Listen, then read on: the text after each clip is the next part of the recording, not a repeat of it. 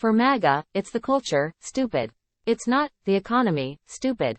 The economy was the issue that got Bill Clinton elected in 1992 in the wake of the 1990-92 recession, when the nation's unemployment rate climbed to nearly 8%. Political strategist James Carville's wise advice to Democrats was not to talk about anything else. The current U.S. unemployment rate? 3.7%. Unemployment has been below 4% for nearly 2 years. Nevertheless, inflation has been declining since June 2022, when it peaked at over 9%. President Biden's principal achievement has been to bring inflation down without a recession, or what economists call a soft landing. Diane Swonk, chief economist at KPMG, a global financial advisory firm, told the New York Times, "There is something very reminiscent of the 1990s boom. That was the dot-com boom of 1997 to 2000, when the U.S. economy was roaring and tax revenues were pouring in so fast that the federal budget was, temporarily, in surplus." Politically, the booming economy got President Bill Clinton through the Monica Lewinsky scandal. To voters, the economy meant he was doing his job.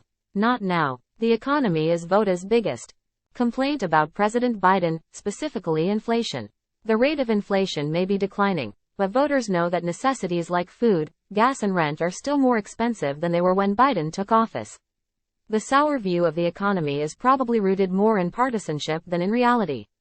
Partisan animosity has become so extreme that a large segment of the electorate refuses to give President Biden credit for anything. Partisan animosity is driving the Donald Trump campaign and keeping Trump competitive with, and often slightly ahead of, President Biden in the polls. The MAGA crowd holds Biden in contempt, not because he's not doing his job, but because he's a Democrat who defeated their hero in 2020. Trump is a populist, and populism thrives on resentment. It comes in two varieties. Left-wing populism is economic. It's driven by resentment of the rich. Right-wing populism is cultural. It's driven by resentment of the educated elite. Both forms of populism are class-based, that is, concentrated among voters with lower incomes and lower education. Beginning in the 1930s, Democrats thrived on economic populism. The basic division in American politics used to be business versus labor. Republicans identified with business, Democrats with labor. The division was defined mostly by income, lower-income Democrats, higher-income Republicans. The realignment began in the 1960s, when the civil rights and anti-war movements took over the Democratic Party. The diploma divide is now a defining feature of politics. College degree holders are mostly Democrats. Non-college white voters are mostly Republicans, and often MAGA supporters. The realignment happened in stages. Richard Nixon used his Southern strategy to attract white racial backlash voters to the GOP in the 1970s. Later Ronald Reagan pulled in religious fundamentalists and Archie Bunker voters. Donald Trump horrifies educated Americans.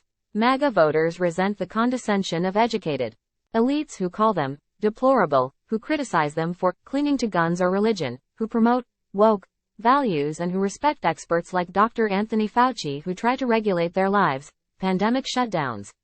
To sophisticated voters, isolationism and protectionism are wrong-headed. But to MAGA voters, and to Trump, they're common sense. The MAGA movement is driven by contempt for authority and expertise. But isn't Trump often criticized for favoring authoritarianism? Yes, but only when the authority is his own. Trump has been careful not to offend economic populists.